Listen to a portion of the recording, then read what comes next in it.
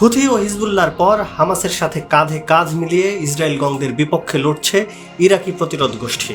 রবিবার Islamic resistance নামের ওই গোষ্ঠীটি জর্ডান সিরিয়া সীমান্তের কাছে মার্কিন সামরিক ঘাঁটিতে ভয়ঙ্কর ড্রোন হামলা করেছে। এই ঘটনায় ৩ মার্কিন সেনা নিহত ও ২৮ সেনা আহত হয়েছে। এতে যতটাই রাগে গজগজ করছে যুক্তরাষ্ট্র, তার চেয়ে বেশি ভয়ে কাঁপছে হানাদার ইসরায়েল। যুদ্ধবিরতি চেয়ে যখন দাঁড়ে দাঁড়ে ঘুরছে নেতানিয়াহু, এরই মধ্যে খোদ আমেরিকার সেনাদের হত্যা করে গোষ্ঠীটি বার্তা দিয়েছে, প্রস্তুত হও ইসরায়েল, আমরা আসছি।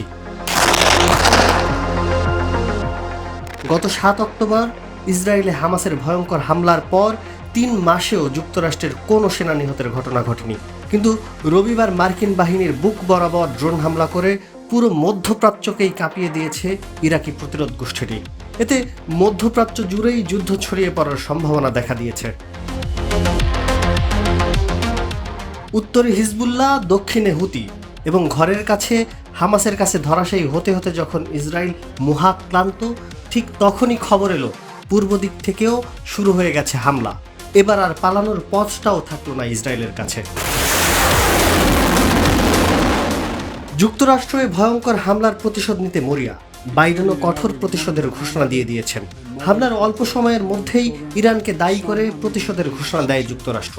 ইরানের বিরুদ্ধে ব্যবস্থা নেওয়ার একটা মোক্ষম সুযোগও পেয়ে যায় তারা। কিন্তু পরবর্তীতে ইসলামিক রেজিস্ট্যান্স হামলার দায় স্বীকার করলে কার্যত সে সুযোগ মাঠে মারা গেছে।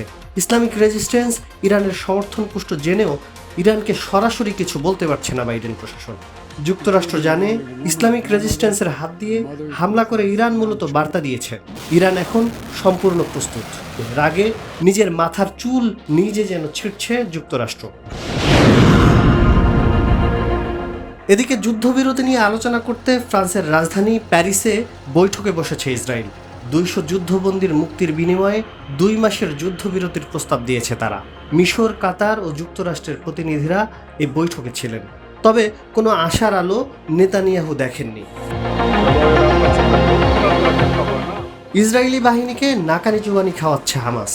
যুক্তরাষ্ট্র ও ইসরায়েলের গোয়েন্দা সংস্থা একটি প্রতিবেদন প্রকাশ করেছে। প্রতিবেদনে উঠে এসেছে ইসরায়েলি বাহিনীর কাছ থেকে অস্ত্র কেড়ে নিয়ে সে অস্ত্র দিয়ে ইসরায়েলি বাহিনীর উপরই হামলা করছে হামাস। এজন্যই হামাসের অস্ত্র ভাণ্ডারে টান পড়ছে না। তাছাড়া গাজায় ইসরায়েলের ফেলা অবিস্ফোরিত হাজার হাজার গোলাবারুদ দিয়ে নিজেদের জন্য রকেট ও ট্যাঙ্ক বিধ্বংসী অস্ত্র তৈরির সক্ষমতা তৈরি হয়েছে হামাসের উদ্দেশ্য সম্পর্কে ৭ অক্টোবরের আগে যেভাবে ভুল মূল্যায়ন করেছে, ঠিক তেমনই তাদের সামরিক সক্ষমতার বিষয়টিকেও ছোট করে দেখেছে ইসরায়েল। আর সেটারই মাসুল দিচ্ছে হানাদারেরা। এভাবে চলতে থাকলে অনন্তকাল ধরেই যুদ্ধ চালিয়ে নিতে পারবে হামাস, সেটা অন্তত নিশ্চিত।